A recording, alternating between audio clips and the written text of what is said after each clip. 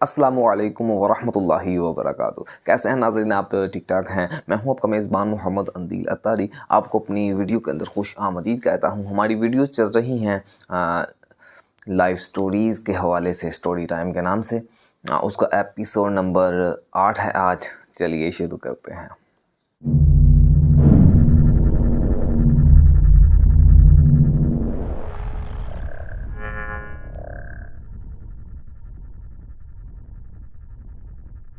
हाँ जी, तो नाज़रीन आपको टॉपिक देखकर कुछ अंदाज़ा हो गया होगा, थंबनेल देखकर, कि इस वीडियो के अंदर किस चीज़ पर बात की जाएगी। तो वो ये है कि मैंने दाढ़ी कैसे रखी। हुआ मसलन जो मुझे कुछ याद आएगा और उसके मुताबिक मैं बयान करने की कोशिश करूँगा। हमारे मोहल्ले की जो मस्जिद है, यहाँ पे एक बुक थी फ़ैज़ान सुन्नत, वहाँ पड़ी हुई थी। और मेरे ख्याल से मैंने उसको देखा था बुक को, और उसमें दाढ़ी का टॉपिक भी मौजूद था, दाढ़ी के मुतालिक। तो उस टाइम तो मैंने नहीं पढ़ा था, जब मैंने शायद पहली दफ़ा देखा था, और तो मैंने कहा दाढ़ी का टॉपिक है, मतलब दाढ़ी का आम तौर पर रुझान नहीं होता हमारे मुआशरे में, तो मेरा भी शायद उसी तरह का ज़हन था। तो मैंने कहा दाढ़ी अभी नहीं पड़ता, तो शायद इस तरह का कोई ख्याल आया होगा, तो मैंने उस टाइम मेरे ख्याल से नहीं पढ़ा था।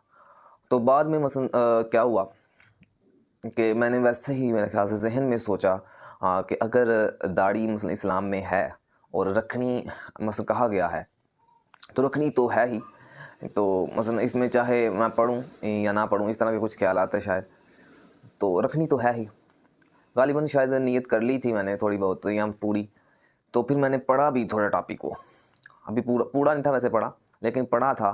और मैंने फिर दाढ़ी की नीयत भी की, शायद उसको पढ़ने से पहले ही कर ली हुई थी या उसको पढ़ने के बाद की, और मैंने बस नीयत वैसे कर ली कि दाढ़ी रखनी तो है ही, और इस्लाम में है तो रखनी तो है ही, क्योंकि वाजिब है और सुन्नत भी है दाढ़ी रखना,